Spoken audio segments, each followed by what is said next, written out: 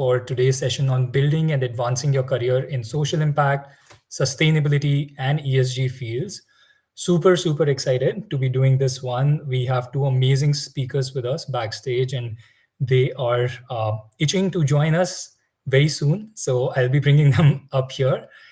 Before we dive in, one thing that I want to make sure everybody understands here is that we will be recording this session, but I would still like you to stay on because we are going to have Anya and Samir, who have joined us today, uh, share their very personalized answers towards any queries that you might have regarding building or advancing your career in this field.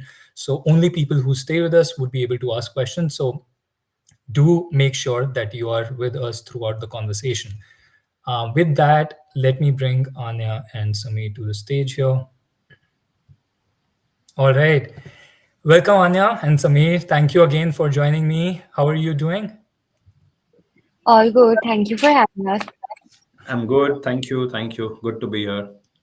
So I've been thinking about doing this for a long time. So Anya and I have had a couple of conversations about these sessions because I think, Anya, that we do conversations about building people's careers in different fields and social impact, ESG, sustainability. This has been, I think, growing in popularity for quite some time to the point where almost all the posts, Anya, that you do, and Samir, I've seen some of your content as well, they get amazing engagement and traction from your communities. People are really excited about the kind of work that's happening in this space and how they can contribute further. Just as an outsider and somebody who helps people in their careers, and I'll share more about my intro, but I feel like there is tremendous potential for aspiring professionals as well as folks who might already be in this space to really build very strong careers in this field. Um, with that said, I think we can dive into intros. I can go first. So, for those of you who have joined and don't know me, my name is Arjun and I'm the founder of Pivot. So, what we do at Pivot is very simple. We want to make career transitions as seamless and successful as possible. We'll talk more about how we do that throughout this conversation. But one of the domains that we have seen a lot of traction in recently is the impact and sustainability fields, which is the main reason for doing this. So again, very, very excited to do this with Anya and Samir. I think I would turn it over to Anya first. Anya, welcome again. And if you could just share a little bit about your journey so far and what you do today, that'd be great. I'll quickly introduce myself, but I feel like the name Pivot works best for me because I feel like I'm just 25 and I've been through many careers. Uh, so I run my own nonprofit. It's called Her Huck, and essentially we work on gender. How we do that is through menstrual hygiene, financial literacy, and legal literacy. But now we're also trying to move into the space of public policy at the intersection of gender. That's something that I've been doing since I was in my undergrad at LSR, and we started in 2019. After LSR, I did a postgrad diploma in international humanitarian law, human rights law, and refugee law. I worked with the UN for a bit, and then I was working with a foundation called Udeti Foundation on women's economic empowerment, and then with a VC fund called Beyond Capital Ventures, which invest in India and Africa with an impact lens. And now I'm in law school. Everything that I feel like I've done is either fully related or not related at all. I worked as a journalist also for a bit, but yes, essentially for me, impact has been central in a very different way, especially with gender being the central notion for all the work that I do, and I also create content on LinkedIn. But yes, that's a little about me. I think over to you, Samir. Thank you. Thank you. That was quite inspiring already, I'm sure, for the audience. Well, mine is not so inspiring like the both of you, but yes, I might be an inspiration in the sense that I'm a typical crossover to the sector, right? And hence, it's very dear to me that I spread my learnings, right? So I have around 18 odd years of work experience. The first part of it, a decade, was into corporate, where I was into BFSI tech, did a lot of global projects. But the heart was always like I want to probably be in the social impact sector. So I used to keep that fire alive by volunteering. So I belong to the Aga Khan community, and that's how I kind of did volunteering in different kind of thematics for over a decade. And the sector started evolving, and hence I thought it's like the best opportunity to transition. And I moved into the sector with an organization called Samita, which is into CSR consulting. They do multi-scale projects across with different stakeholders. So I was leading the India operations for them, and before that, I had my own hiring venture as well. I used to do recruitment, so kind of identified that there is a huge potential and still a very big gap in terms of the talent space from the social impact sector, and that's how the people order was started like close to 2 years back. So most recently, what I do is I run a search firm, a talent services firm called the People Order, and we cater to like 35 plus nonprofits, consulting companies across India, and we help them across various roles from a coordinator to a CXO level role. We also engage with academia, like College of Nirmala Niketan for curating workshops, engaging with youth, again guiding them in terms of what's there out there in terms of the job potential. We do a lot of sessions with Bhumi and other partner NGOs as well. Really excited to be sharing some of the knowledge and experience here. Yeah, thank you. Perfect, perfect.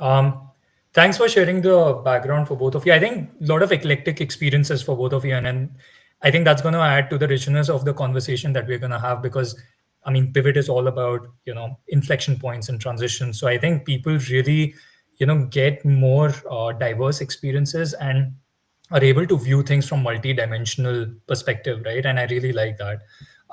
So one of the things that I want to start off with is the fact that even though there's a lot of good work happening in this impact and sustainability space, as an outsider it still feels like we are very early in this space, right? Like it's all fairly nascent if you look at the entirety of kind of how industries have been formed over the last, let's say, 100 years or so.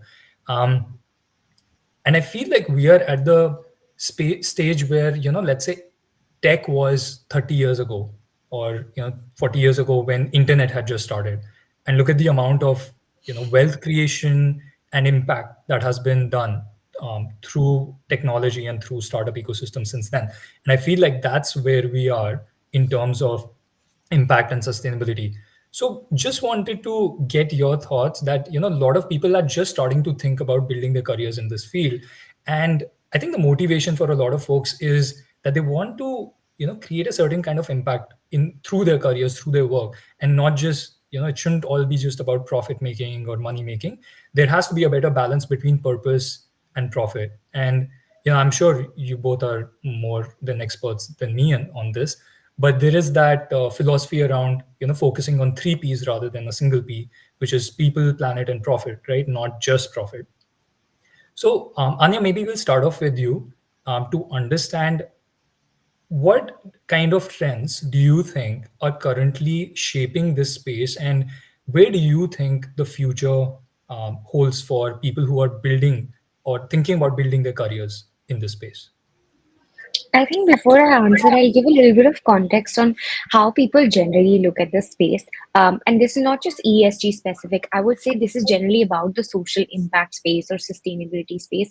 I think people look at it in a very narrow way that the only way to get into the sector is working either on ground or doing advocacy work. Right? Impact can only be made if you're a nonprofit and you're training or you're doing something which is directly related to people, or you're seeing a very short term outcome of what you're doing. You're training them, educating them, whatever it is, right? I think what people fail to understand that the field is so broad, and with ESG and sustainability and so many careers which are coming up within it, be it CSR, your impact investment roles, there is just so much, right? I think people fail to recognize that there are a lot of ways to create impact which could be beyond your typical NGO work. And I'm not saying that that reduces the kind of work that NGOs do. I think they are super essential and are pivotal, and which is why I run my own nonprofit as well. But I really feel that a lot of times, especially if you look at it from a bird's eye point, I would say things like regulatory standards, things like where you could really push for standards to be made. And especially, and I think I agree with you, right? The space seems new because the standards, regulatory standards for ESG or sustainability, or even for things like CSR, carbon footprint, anything related to climate, it's hard to find common standards across countries.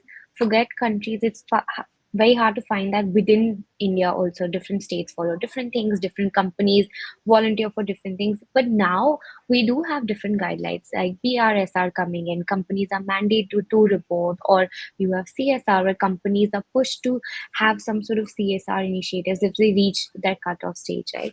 So I would say I think the most important thing is for people and for people like us ideally to talk more about the alternative careers that exist within this huge field of sustainability, CSR, and impact. And the other thing is that, and maybe I think we'll come up to that in a bit, uh, the kind of skills that you need are very similar to any skills that you need beyond the impact space, right? For example, data is so essential in the impact space now, not just to make a case for having regulatory standards, but to also see what's happening till now and if the interventions are making any sort of change. And I also really feel that the impact space is not just limited to, I would say, non-profits today, but also you have your VC funds that are coming in and investing from an impact lens.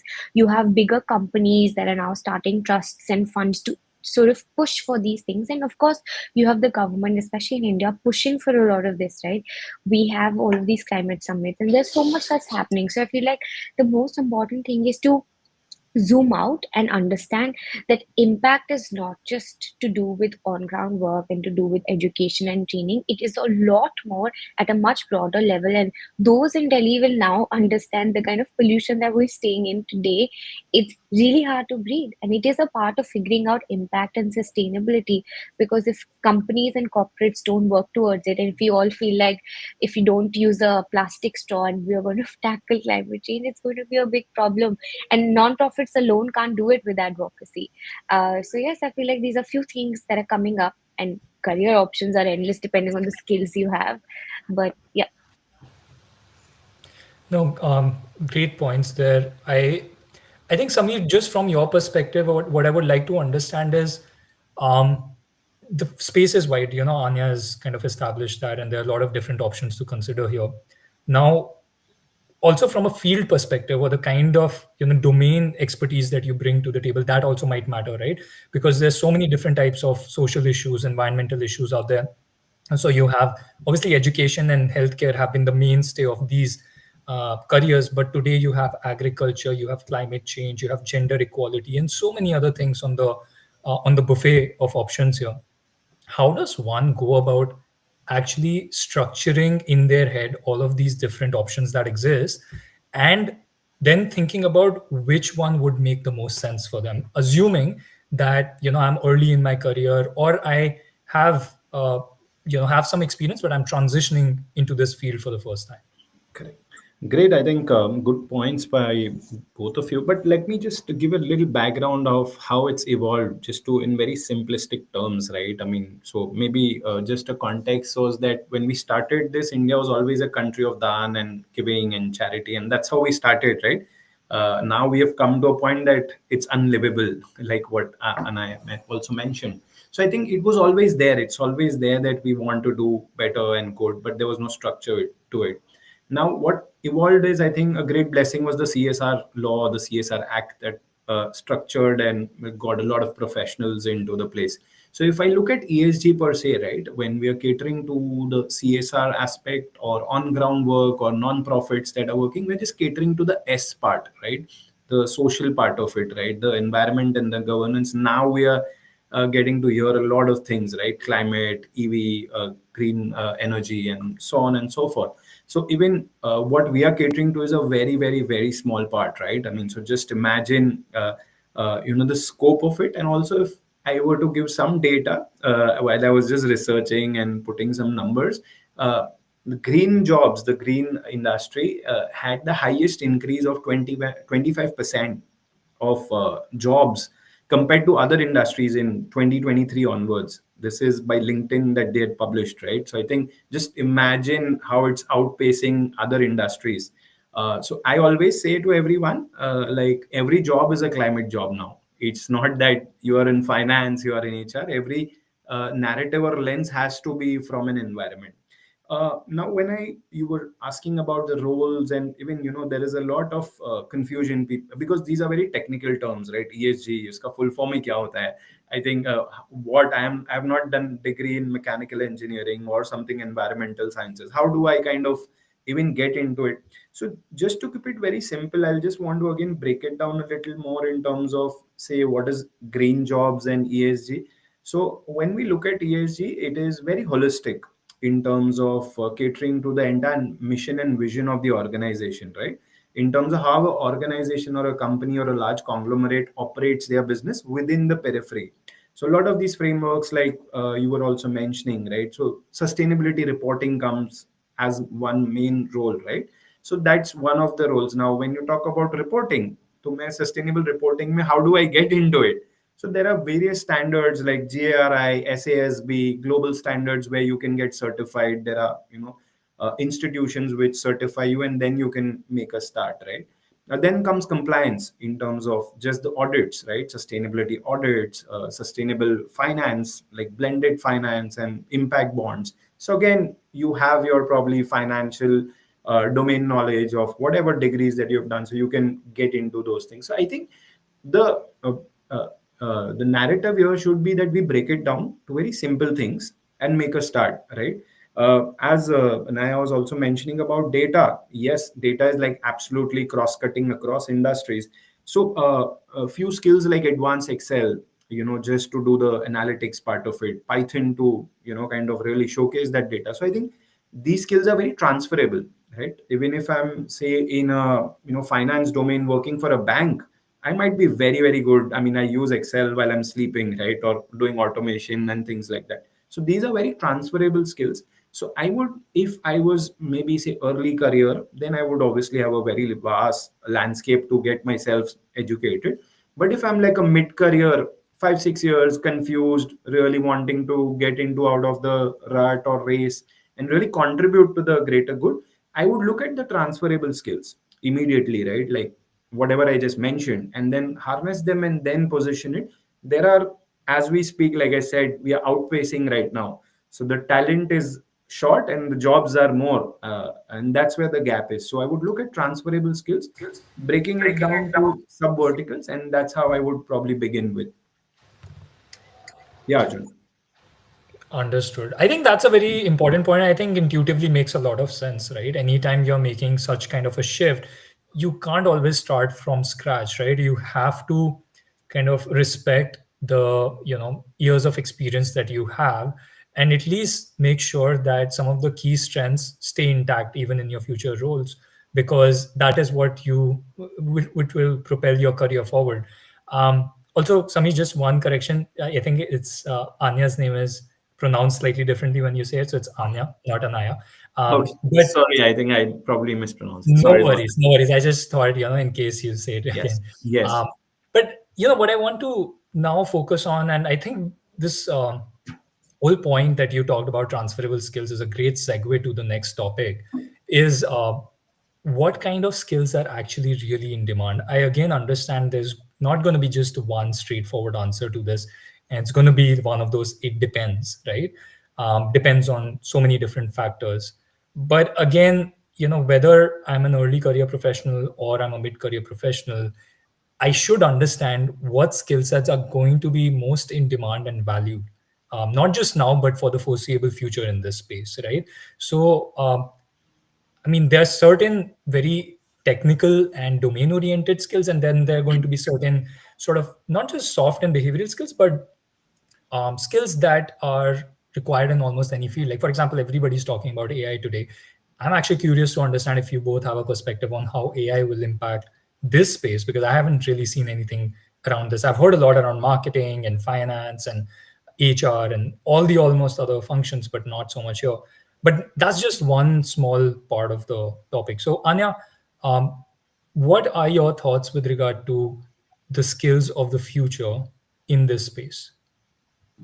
I'll quickly talk about AI first, and then I think, like you said, right, skills are unlimited, and I feel like any sort of skills you have, you can use when you transfer your job, or you transfer your field, or you switch, or you continue. But I'll try to stick to things that I know and that have worked for me, or things that I feel like I'm going to try and learn to make sure that I stay relevant in the field. But for AI, right, I just feel if you look at it as a bigger picture, anything that you are working on, AI has the power to grasp it at a much larger scale in a much faster manner. So things like data collection or enhanced data reporting or predictive analytics for climate change or any sort of efficiency work that's supposed to happen, even time things like climate modeling, right? We've seen how AI has been effective in sort of already estimating if somebody's going to have breast cancer 5 years in advance. It's the same with climate, right? And they're working on models using AI right now. I'm not saying it's going to be the best way out, but I feel like with time, it is going to be something which is going to be pivotal and will help us move ahead much faster with the skills that we have, because I feel like it's a complementary add-on. The other thing that I would definitely say is for me, and I think Samir also talked about it, right? I don't come from some hardcore engineering background, and I would like to assume I'm still in the sustainability field. And of course, there are more technical side of the board, which is of course data management and data analysis, and you have these modeling things, which I feel like are super important. If somebody is deciding to take this up and has the bandwidth or wants to move ahead the ladder in this field, these are things that they should really learn in terms of data modeling. And I feel like he said, right, basic Python, etc. Anybody in any field today, I think, should know. And I don't remember who, but someone very senior once said that data is the future, because today when we talk about anything, we like to support it by data or we want to question it with data. So I feel like data is going to be the most important thing. The other would, I feel like, I would say things like research. Arjun, are you back? Yes.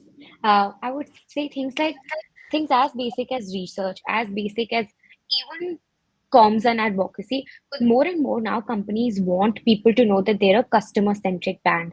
And if you're not somebody from a hardcore background like engineering, but you really are passionate about comms, it's a great space to start comms and sort of advocacy in. I also feel like I wouldn't call it soft skills, but generally just knowing how to put things out in public, and not from a definitely social media point of view, but even the reports, the analysis that's done, the sort of brand strategies that bigger brands have. You see Swiggy, Zepto, Zomato, all of them have made sure the public looks at them not just as a conscious brand for all the work that they're doing, but as a climate conscious brand, right? And all of those things are really important. So yes, there are things which is around data, there are things which is around understanding the regulatory standards. And just the last bit is, for me, now that I've of course taken up law, I feel like tech policy and regulatory standards is something that's coming up a lot. But in India, especially, we don't have a lot of tech policy lawyers. Neither do we have a lot of lawyers that specialize in climate,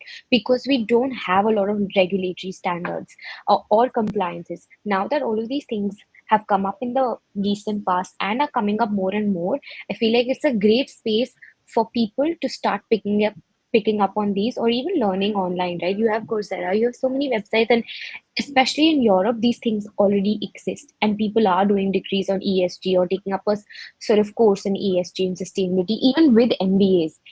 So I feel like these are some of the things that I feel have been relevant for me and will remain relevant tomorrow. Yeah, brilliant. Anya, thanks for sharing that. I think you covered a lot of ground there with regard to, different types of skills. And I think the perspective from an AI standpoint is quite valid. I think a lot of the type of, value proposition that AI has in different fields, like, predictive analytics and, model building, I think those things definitely apply in this space as well. Um, so I think the possibilities are limitless. Samir, I think the way to structure this, in my view, in any field which is new and kind of growing with a lot of ambiguity around what's going to actually work versus not work, is look at the power makers and the sort of the people at the top who are driving this, Yeah. right? So I first heard of ESG about 8 years ago. I was in US at the time, in New York, and I was working at a consulting firm. And the largest asset management firm in the world, BlackRock, they have about 11-12 trillion dollars under assets under management. Their CEO Larry Fink came out with a statement saying, at this stage, the businesses we own, we don't want them to just make profit. We want them to make profit, and we want them to ensure that the field they are in and services they provide, they actually have a positive impact in the world. And that changed everything at that time. With that statement, ESG became the mainstay for corporates to really consider in the same way that CSR was. So, this, I mean, and we have been talking about impact investing as one of the things, but I do feel even outside of impact investing, some of the mainstream investors and the largest corporates like Tata's and Reliance's and all of these, they have a strong role to play in determining the future of impact, sustainability, and ESG. Can you maybe share a little bit about, from that perspective, what are they looking for when they make decisions regarding hiring talent? I mean, you're in that space, so when they make decisions regarding hiring talent, what are they looking for in terms of skill set and expertise? Great. I think so. Firstly, let me again. So, whatever roles we talk about, right? Again, just to keep it very simple for the audience, because there's a lot of jargons and technical terms that are being used out there, right? People get confused there itself, and they lose hope, and they say, "I have nothing," And everyone, every other person these days claims to be an ESG expert or something on those lines, right? So it all the more gets intimidating. But I think, like Anya also mentioned, that it's cross-cutting, right? If you look at consulting, tech, finance, almost all of the functions or industries are, into it so much. So I think when you talk about that again, I would go back to the models of ESG. When I say ESG is very broad and integral part of decision making, right? Like you just ask about these large organizations, conglomerates who think of 25 years down the line, not just now, right? I mean, they work in reverse, like a Wipros of the world, or Tatas, or multinationals of the world. So I think they have just incorporated. They're just working in reverse in terms of how they can put sustainability in the front driver's seat, and everything and anything around that. So I think the scope is huge when it comes to ESG. And also I think it begins with like the basics, like I was just saying, even blended finance, analytics, how we can incorporate in technology. So for example, in say construction industry, how we can have environmental health and safety. That's one form of looking at ESG. So I think I was just looking at the industries, and top 5 industries, it is in fact retail, construction, tech, right? So there's going to be a huge boom, and in India, as we see, these are the industries which are in the front runner, right, from a growth perspective. So all these roles are again out there, right? Environmental health and safety, finance, consulting from a legal perspective. uh, and that more technical part of it from a qualification or more gradual route of what we were talking about, academia, comes in the jobs where it's more on the job, right? Where say you are into energy efficiency, right? You're say maybe looking at, you have 50 offices across India, or 5 big plants, and you're looking at power saving or energy efficiency. There you would need those hard skills, right, from a technical perspective. But that's a very singular aspect, and you might have to go deeper and keep apprising, studying, and getting those additional degrees. But if you look at ESG, which is very broad, like you are at a consulting firm, and one practice would be like catering to the ESG services, or maybe catering to the CSR services. Now, just to give you again, simplify a little bit, because there might be a lot of people who probably are still not there, right? They may be still in corporates, or maybe they're just taking the first baby step. I think it's always a wise thing to maybe also look at two aspects here. If you're very sure and you want to transition, maybe take the hard route of going into like a social impact organization, right? In terms of say CSR, corporate foundation, or a large non-profit, or a social enterprise who's working on innovation. That's a good way to get accustomed to the landscape, right? What's available, what are the movers and shakers, like you said, right? How the decision making is happening. So that's the first good step, like which I did. The other part would be, while and I want to keep it very simple, because then they might have questions that I'm already in a job, I have a home loan, how do I transition, right? In that sense, the gig economy in this space is just booming because there's lack of talent, right? They all want to look at consultants, they're outsourcing work, they just want to get this done, right? So might as well, you want to push a little extra and then pick up some of these consulting assignments while you're on your job, and maybe play it around that way and get some knowledge around it. And then when you're confident that you're more able to transfer fully into it, you can do that. I'm sure whatever you're doing in whatever stage of career you are in, those transferable skills are there. Now, the good news here is even a non-profit who's got a 50-member team is looking for a CTO, is looking for, Anya mentioned, a marketing head. And again, the cherry on top is they're paying decently well, right? You'll be surprised. So when I say I run a search firm for non-profits, they judge me, okay, what would be the ticket size? What are you billing? Uh, but some of these roles are even equivalent to corporates, and some of the mandates from consulting firms are like, get me talent from corporate, right? Because I want to grow. So that hunger is there even from non-profits perspective. So just don't get fascinated that you want to work for a big four or a ESG expert you want to become. Take baby steps. And I think most of these organizations are still figuring it out, right? They are also not right there that, okay, we want this talent. They're okay to explore. So three things: move to a non-profit social enterprise, that way pick up some gigs that you can do, and then maybe that might be a good approach. And that's how most of our clients have met industry leaders are kind of evolving. And like Anya mentioned, this is more evolved in Europe. Now when I look at green jobs there, the top three growing jobs were sustainability jobs, versus in India it's still at more of a ground level execution level aspect. We see some of the impact bonds coming in or innovation happening, but it's still at a very nascent stage, like you are also saying, Arjun. So there's still a good time if you want to take the plunge. Not miss the bus, because people get intimidated. Oh, I've lost this opportunity. So yeah, those are my 2 cents over there.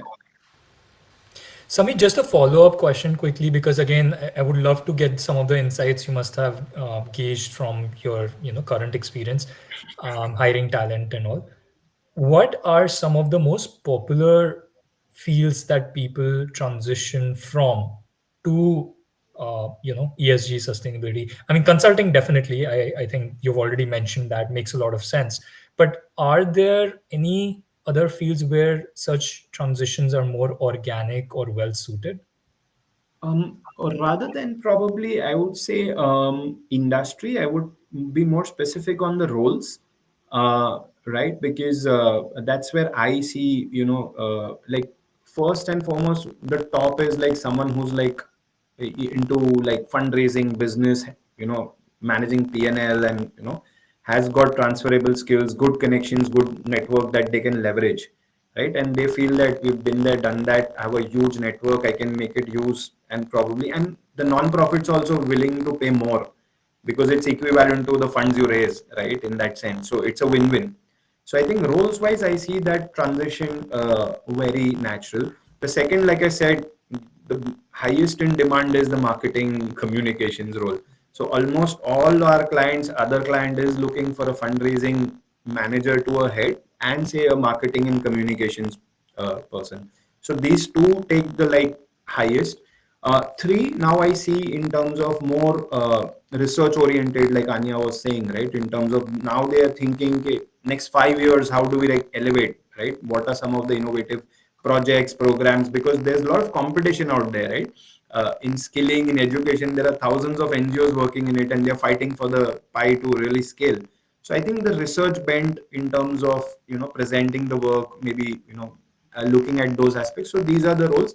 Industry wise, I would say more or less I've seen a lot of churn from, say, like a little bit from a media industry, where there's maybe a lot of fatigue, and they really want to kind of move. And it's a natural progression, like someone who's also been exposed to like weird hours, and wants to really get some sanity. Also a lot from, say, a BFSI space has happened, not too much from tech, because they are always in demand everywhere. So it's a bit difficult. I've not seen many people move from there, but mostly I think like this BFSI, when I say more of research companies, BPOs, KPOs, small banks. Understood. Yeah. Got it. Got it. Anya, just from your experience, I know you have all this like diverse experience across starting your own nonprofit, working in VC, law, and other fields as well. So I mean, are you doing this kind of in a way to explore different options before you finalize what you're ultimately going to do? Or you feel very strongly committed to each, each kind of career option that you're exploring at that given point in time? Like, what's the strategy here? Because I'm sure a lot of people in your shoes would love to understand how to make a career decision when they are exploring so many different options. You've just asked me a very existential question. So, first, I think I will tell everybody who's listening to me that it's not like I have some great future strategy that's planned out. Two things that I feel like are super important for me. I think process of elimination, right? I wanted to do a lot of things while growing up, and I have never believed in a very linear career path, and I know it works for a lot of people, and I'm sure it's great for them. But for me, I have always wanted to try and do things that I have had some sort of passion for, some sort of liking towards, or even some sort of expertise towards, to decide whether I want to take it up or not. I tried journalism early on when I was in college, and I realized, okay, it seemed great when I was younger, but maybe it's not something that I want to do now. In school, it seemed great, but now in college, it doesn't, which is the same now, right? For other things that I've tried and maybe that I don't want to take up. The second is that for me, when I choose career paths or when I switch career paths, it's always to do with the kind of passion I have for a thing and what's the best way to achieve that outcome. When I started my nonprofit, it was because of my passion of gender. Or when I wanted to do some sort of work with members of parliament, it was because I was so passionate about gender, but I wanted to see whether I could work on a policy side of it. And then I worked with a foundation to see, okay, what are the different ways I can solve for this solution? So for me, solve for this problem. So for me, gender is always the central theme, and how I may work on gender can change, and it also changes with the kind of experiences and skills that I take along the way, right? When I was working at a VC fund, that was very different from the skills that I needed to work at a nonprofit or a foundation or now at law. All of these skills are very different, but they're all helping me solve for a problem that I'm passionate towards. And a lot of people, when they ask me for advice about what career path they should choose, or how they should decide, I always tell them that it's also easier maybe for me to say passion, but for a lot of us, and I think Samir just talked about it, right? For a lot of us, financial reasons are also why we have to take up career paths and why we can't take up other career paths. The reason why I couldn't do law 4 years ago was because I couldn't afford a law degree, and now I can. So I'm doing it now, but I couldn't do it then, which is the same for a lot of other things that I may have or may not have decided to take up. So yes, while passion for gender, passion to sort of change the world, or I don't know, impact has been central for me. A lot of times with the kind of background that I have, money has also been central. Now I think it's just one has to decide what's more important at what stage. But I think these two things always play a role, and the priority keeps shifting with time. That's a very good point. I think it has come up sort of organically throughout this conversation. I just want to kind of maybe it's the elephant in the room because I haven't really brought it up. What about financial sustainability of people in this field, right? I mean, we're talking about environmental and social and all that stuff, but ultimately, if you can't make your own ends meet, especially in a country like India where things are still at a very nascent stage, it could be difficult. I think both of you have pointed it out in different answers. And Samir, I think you alluded to the fact that some of the hiring that is happening is also becoming more and more premium, where these organizations hiring for social and ESG talent is okay with paying corporate level salaries and compensation. So that's good to know. But I just want to see, like, Anya, maybe we'll start off with you again on this.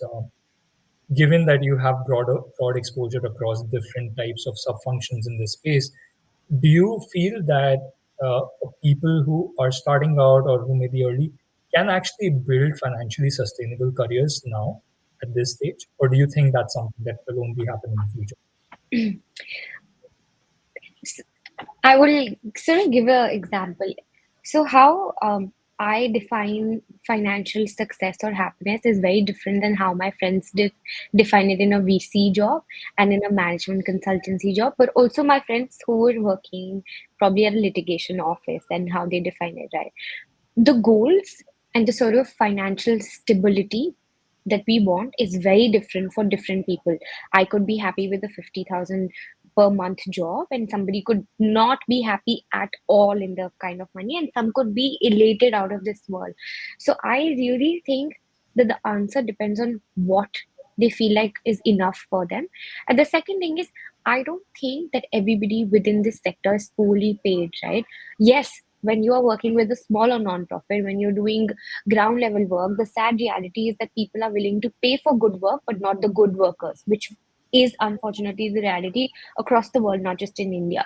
And you may struggle there, but and I think both of us talked about it. There are so many alternative careers within this entire sector, even within your big private sector, within your corporate firms that you have now portfolios that are coming up, especially things like gender, DEI, sustainability, CSR management. All of those roles pay you really well, and even it's not just that you have to be a director of CSR to be paid well. You could be a part of the CSR team even early on in your career and get paid much higher than maybe some other job. And I also and maybe it was different to me, but when I started working at Udeti, I was being paid a lot more for my first job than a lot of people who were working at a normal corporate private job, right? So I think it depends on the skills that you bring to the table, the sort of job that you choose, but most importantly, if financial success and happiness for you is having a lot of money, then yes, you may have to compromise early on, and maybe later you'll reach the same stage eventually, but you're never going to earn as much as a investment banker. That will probably not happen, especially in the impact space. But maybe tomorrow, if you have some big shot lawyer fighting a compliance case and you're billing someone by the hour, then why not? Yeah, I think very well said. I would say it's almost, I think you're running a fool's errand if you are thinking about building a career in this space when your core priority is wealth creation. I mean, at least today, the existing sentiment is that, hey, if I'm going to build a career in this field, it's going to be more about purpose and impact and passion. And it's okay, I'm okay with compromising on my finances. Samir, I know you have touched upon this earlier, but would you agree with that sentiment? And do you think it's actually true, or do you see it evolving? I see it evolving. So again, like I already gave the good news that I see a great trend. So I would want to encourage, and I would like to give a context again to say another industry like a parallel job, right? A mainstream job. So a Java developer, say, doesn't earn the same in all. I mean, he must be earning 5 lakhs and 25 lakhs with the same experience. It's the same with this sector. I mean, let's not keep saying that this sector probably has issue of money. It's about your skill set, and it's also about where you land up. And also again, landing up a job in that organization is your skill set, how you use it. So it's in any industry, be it a bank, be it technology. Not all people get paid same at the same level with same skill sets. Having said that, again, some statistics more from like a CSR, non-profits and ESG perspective, early to mid, they would be easily paid by say around 6 to 15 lakhs is the range in what I'm saying. So I think it's pretty decent, right? I mean, even if you look at a big city, I think it's not too bad. You're, single person, really looking to build. So yeah, I would say even if, and then when we look at the ESG, the reporting, it's very mainstream, right? Like some of the technical jobs might pay you better than your, corporate job as well. So I would say it's at par. Wealth creation can still happen, but your priorities also have to be synchronized, right, accordingly. If it's like some sports car or something fancy, then probably yes, you might have to work 5 years in that, and then go to an NGO visit in a sports car, which again will be a conflict of interest. But yeah, on a serious note, also, thoda, I wanted to touch upon, a little softer side of it, right? A lot of people say, I'm passionate, I want to work in the sector. I mean, also one thing we have to understand is the passion should not come after you fatigued with your job in the corporate. Oh, now, no, I'm frustrated and now I want to work in NGO or social enterprise. Or why? I mean, you're not doing some merbani. I mean, sorry to say that, but you have to come with utmost contribution, right? You should be excited, not that, okay, I'll do this after I retire. I mean, what's the logic? We don't need retired folks like that. No offense, but we need people who are really energetic. I mean, at whatever age or this thing. But why to really treat it as like, oh, this sector, when we are living in a myth, it's paying well, there's great exposure. I've met people who are so influential in this job versus I was in a corporate, right? I've presented in front of, say, chief minister of Bangalore, or met some very senior folks, at which I would not probably got an opportunity in my corporate job, right? So I think that's a myth. I mean, I think it is very fancy also to work in this sector. You can get some great learnings, network, and money is pretty decent. Even non-profits, like I said, pay decently well. So yes, I would want to encourage people, and I think Mary also mentioned that a stage of life and things like that. As I was just reading a comment, so I think it's also very personal. So yeah, uh, Great. Thanks, Samir. I think there's definitely a lot of realistic optimism building up. Earlier it was a lot of like, just positivity because people wanted to create a better world, and it was all very idealistic and romanticizing, from a socialistic standpoint, that this is what India should do. But I think today there is a more positive spin, which is like, this is just like any other corporate sector, in the sense that you can build a very solid career in this space. You don't have to compromise on your career because you're creating a good impact in the world. You can do both. I think that narrative is very important for inspiring more and more people into this space. So thanks for highlighting that. I think let's start taking some of the questions, because we are coming towards the end of this session, and we have a lot of good folks joining us. So I would love to take some of these. We were going to cover this one other topic which we didn't get a chance, which was how to navigate the current job market. And so this question that we have from, I believe, Yogendra Hari Pandit. It's a good question. I'll try to summarize it quickly for the audience, but it would be great if either of you, maybe Samir, we can start off with you. If you could just take the context of that job search narrative right now, right? Like, how should Yogendra, if he was tackling the current job market in your sector, think about landing his target role? So, again, what Yogendra has shared is that he currently works in finance in an airline company, focusing on accounting, looking to transition to a front end role within social sector, right? And wants to learn more about how to utilize his skill set to achieve that goal. And I think while he has asked the question around skills, if he can also talk about the practical steps that he should be taking to land his target role, that would be great. Sure. So I think first, the good thing about his role is that he's into finance, which is very cross-cutting, very easily transferable, right? I mean, he has what it takes to do the job in a non-profit sector as well.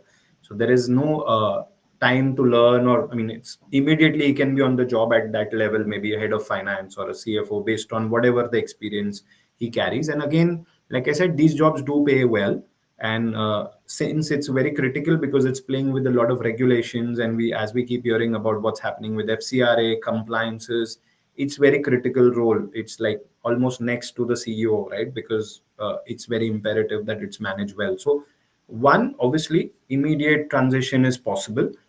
Two, when he said front end, I'm not very sure what he means to say, but again, since he's in at an airline company, he would, and obviously in finance for a decent period, he also would bring along with a huge network, which might be really helpful in terms of building the next level of donors or funding, and maybe structuring of and launching of some impact bonds or some instruments, right, which might be really interesting. So in that sense, that front ending can also happen with a business aspect as well. So someone like him, I really see a huge potential to transition and contribute with his existing skills and also do front end. And again, the salary range is pretty decent for finance roles. So I hope that answers the Yogendra's question. Yeah, absolutely. Just looking for another question here, which is from, I believe, Ratish. Anya, would love your thoughts here, because I know you've worked in profit, like VC space as well as non-profit. So what are some of the best courses and certifications? This is a very common question that comes up, and I don't know how to actually answer this in one sentence, because again, it depends. But when somebody's transitioning from, let's say, a traditional corporate to social impact, how should they think about upskilling? I mean, of course, you have a lot of these courses which are ESG mandated. You have IM Calcutta, I think, now offering courses. You have EY, you have Coursera. You have a lot of these courses, right? A simple Google search can help you find a lot of these courses. I just personally feel that for the field that you're switching into and from the baggage that you have from the other side that you're coming for, I always tell people, regardless of what age you're at and what stage you're at, I think you need to volunteer with any foundation. The thing is, your skills are transferable. जो भी आप वहाँ सीखे हो, whatever you've learned there, you will in some way or the other use it here. It's not like you're learning some coding there and now you have to speak another language here. It's not so different. But the thing is, and I don't know if a lot of people would agree with me on this or not, but ideally they should. A lot of the work that you do in the impact space is built on empathy. A lot of us may not go through the same thing, but we're trying to solve for a larger problem that's much bigger than us. And I think Samir made a really good point. A lot of us have this sense that we're going there as saviors, as people that are going to bring these people out of the problem that they're facing, but they don't, honestly, they don't need us. They are well equipped to do what they want to. We can only push to make sure that they reach whatever stage they want to reach at a faster rate. So everybody will give you advice, and sure, the skills and the CV addition that will happen from all of these courses or any of these courses that you take up is going to be great, but your work ethic will only be exceptional if you have some sort of volunteering experience. And I'm not saying volunteer 10 hours a day. I'm saying if you have time every weekend, go teach a bunch of students, go help your house help with some finances that she's facing. She doesn't know how to manage her finance. Go with her and struggle to open a bank account, because for us it's very easy to open bank accounts. It's not the same with people who come from marginalized communities. You have to get into their shoes to be able to solve for their problems, and that will, no course will teach you that, no certification will teach you that. And yes, of course, I would however say that there are some skills, like I said, right? And I think he also mentioned coding, data analysis, basic Excel, some sort of, if it's compliance related, you might have to take up a course on that. If it's marketing, you can take up any marketing course. But if you really want to go to the social sector from maybe a corporate career especially, you have to have some sort of experience in volunteering and some empathy, because unfortunately a lot of people in the corporate sector work in a very different way, because you're mandated to work with a very profit centric way, but that more often than not doesn't happen in the in the public sector. Got it. I think fantastic point regarding balancing courses related upskilling with actually practical experiential learning, right? um, I think that makes a lot of sense, probably holds true for a lot of different types of transitions or upskilling avenues that people have available today. The next one also, I believe, Anya, might be something that you would be best suited for, and Samir will take the next one with you. So this one's from Nalini Lakhani, and her question is around what are some of the basic degrees one can get similar to, I believe, BCom, so that they can get an internship in ESG, CSR at IT MNC. I'm not 100% sure if the question is focusing on getting a job or an internship at an IT MNC, but yeah, I mean, Anya, whatever your thoughts are, please feel free to share. Right. So quick things, right? The last time when I tried applying for a CSR job, for a CSR role, it didn't depend so much on the kind of skills that I have, but the experience that I bring on the table. So for CSR, again, you have to break it down a lot. Sometimes you're managing nonprofits, sometimes you're just managing funds, sometimes you're actually managing strategy for CSR. What are you going to do? Like there is a lot that comes within CSR, right? So I think Nalini needs to sort of break it down. What does she want to do within this big scope of ESG and CSR? Even for ESG, right? There is so much that it could be data analysis, it could be some sort of compliances. What exactly is something that you want to take up, and then break it down, right? Because in, especially if she's talking about an MNC, big companies have now, maybe 10 years ago it was a different situation, but now they actually have a big teams that are working on all of these things, right? Another thing is, and this is just what I've noticed when and this is long ago when I tried applying for CSR and CSR roles, especially in bigger companies, all of them. would want at least 5 to 6 years of development sector experience, or at least a master's in something related to social work or dev sector or economics or something which is a social sciences background. Because while I may say they have bigger teams, in the larger scheme of things, it's a very small number of people that have a large amount of money and for a problem that they're solving, especially for CSR. Zomato, Unilever, etc. All of these places have a very small team that are doing great work, but because they don't have enough time to train interns, they ideally want people that have some sort of experience. So more than, I would say, degrees, even if you do any sort of bachelor's in anything related to social sciences, I think that works. But try and get as many other social dev sector internships, and maybe before you reach out for a CSR or ESG internship at a bigger company, try doing it with smaller companies, because bigger companies will always take you through this bureaucratic process of having a master's, doing this, doing that. And I just feel like it's a long checklist. But if you have good experience to show, smaller companies will be happy to take you. And that's just the best way to get that big internship. Like you have to take step one to reach your eventual stage at maybe a CSR internship with, like I said, a Unilever. They will only take people who are postgrads. And in fact, a lot of CSR interns are MBA students that work at Unilever. So it's not like they're doing a dev sector job, but they are helping in management and marketing and even larger programmatic experience. And if I may add, Arjun, I mean, I think I kind of advocate a lot of these candidates, because don't be so specific. I mean, again, to be very honest, like IT, MNC, don't put so much barriers to yourself and make the search so difficult. So, I mean, just be open. Like volunteering, like Anya mentioned, is a great. I mean, trust me, the volunteering that I did, and when I spoke about it, they were like fascinated and they didn't bother about my corporate work experience.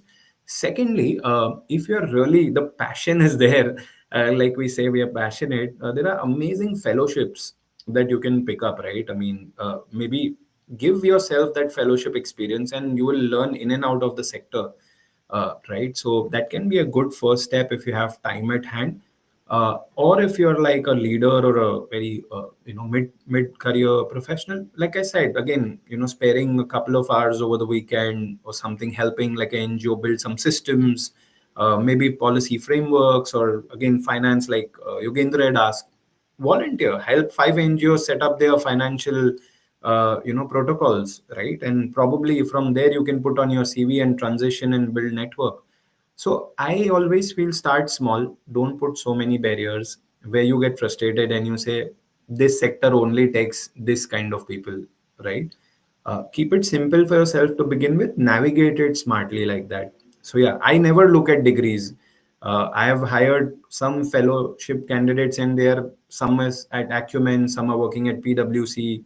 So yeah, I think just wanted to add that bit, and fellowships are amazingly available. Multiple fellowships are there. So yeah, just Sorry, wanted. just to add, I think he said an incredible point.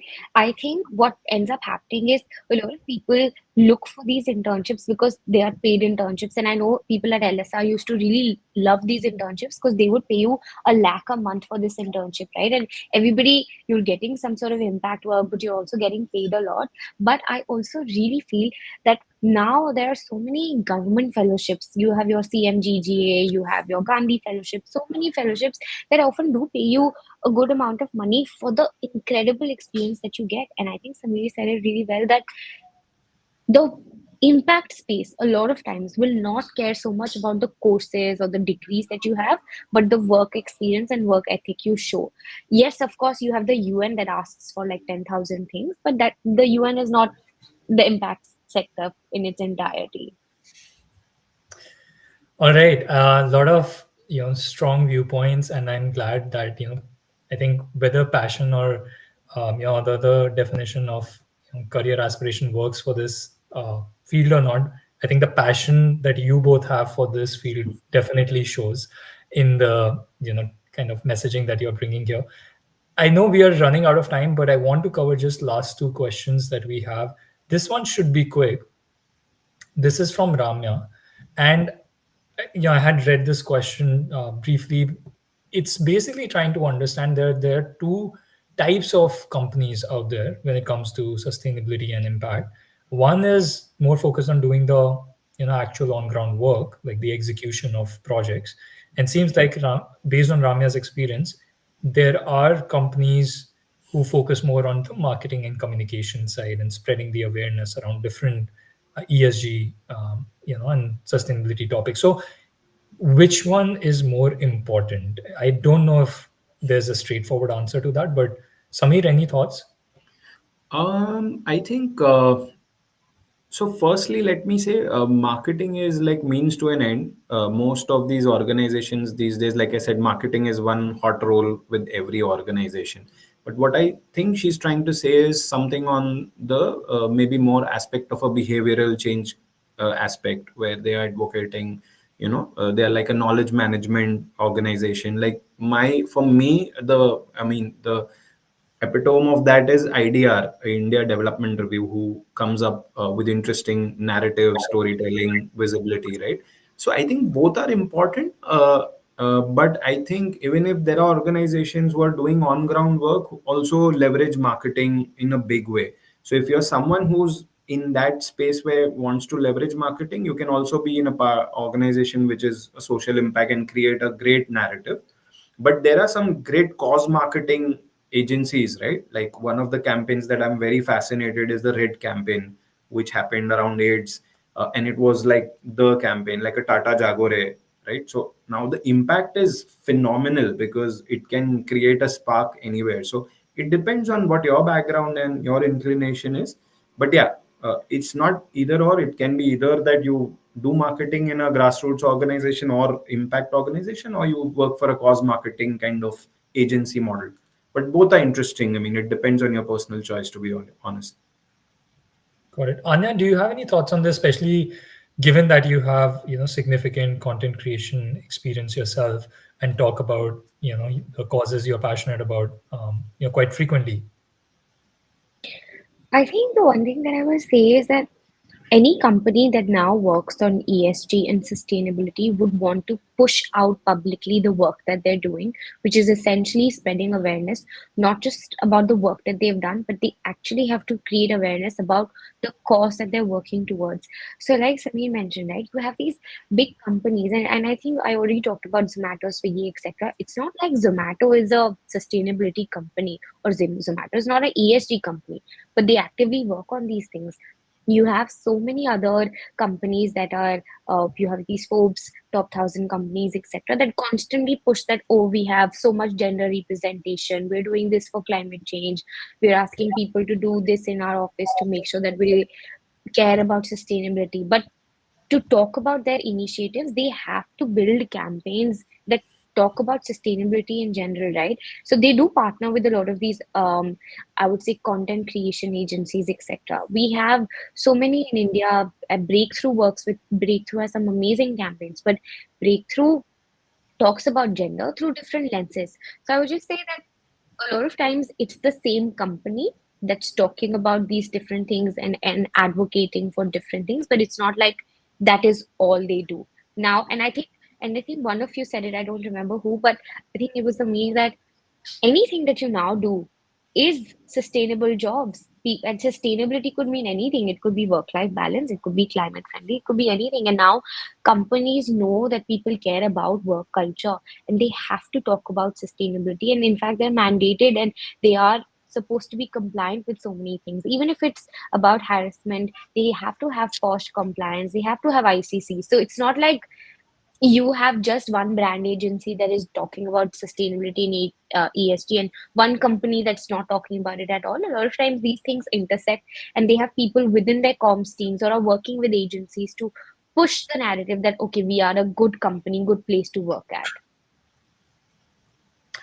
Valid points. I think, Ramya, I hope that answered your question. We'll take the last one very quickly, and I think this one is a really good one for you, Samir, from Nisrin.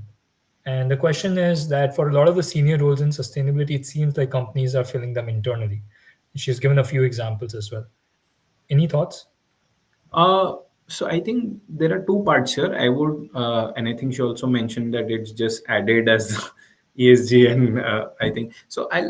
So there are two ways to look at it here, or rather, two type of roles, right? So it happens more towards the CSR end of it, not too much on the sustainability. So when I say CSR, because I've seen that a lot, right? I mean, so whenever we are meeting and the decision makers are either a CFO or a HR head, predominantly HR, it falls under the purview because employer branding, employee engagement, a lot of things are there. So I think she probably wants to say that HR is only given the extended responsibility. That is changing.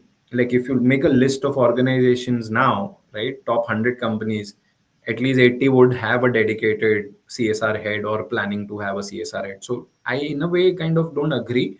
But then whenever it happens, I think there is a committee, right, who also works very closely with that person or the designated employee. And usually what they do is they would outsource it to a consulting firm who manages their work on their behalf. So maybe it's in-house versus outsource model, even if that is happening as a dotted line, right? So I would probably not totally agree, but yes, to a great extent, it can happen. That doesn't mean the impact level goes down and they don't care. It's just they are using an outsource model per se. From a sustainability, you just can't do that, right? Because if it's technical, it's very in terms of the financial instruments, like I said, blended finance, technology related, some health and safety measures. In that aspect, on the sustainability, can't be just attacked that HR can't be managing or drawing policies, or how manufacturing process should work, or how disposal of plastic should work, or so on and so forth, right? The employer responsibility part can't be just given to any random person in the organization. So more technical roles, ESG per se or green jobs, would not happen like that. But from a CSR, it might still happen, but doesn't mean the intent is just to not do something. Obviously, there are exceptions everywhere, but yeah, that's probably my take on it. Got it. Great. I think with that, we have come to an end to today's session. And I can't be more grateful to both Samir, you and Anya. Thank you so, so much. There was just a lot of wealth of insights shared there. There's just like, it's buzzing with energy. I just felt like so, I don't know, like it's thrilled and excited to be part of this session because it's just so much positivity. You can create so much impact around this. One thing that I would tell people who are thinking about building their careers is in this space is do check out Pivot and do reach out to Anya and Samir and follow them on LinkedIn because they create some of the best content that I have seen within this space. You will learn so much through what they write about. And if you are serious about transitioning to something within this space, Pivot can help you with that through different ways. One of which is connecting to people like Anya or people like Samir, where you can have one-on-one discussions and get their feedback on how to build your career in this particular field. So thank you again for everybody, to everybody for joining, and especially Anya and Samir. A lot of great insights. I hope everybody has a great rest of their evening. Thanks, Yes, everyone. Thank you. yes. Thank you so much, everyone.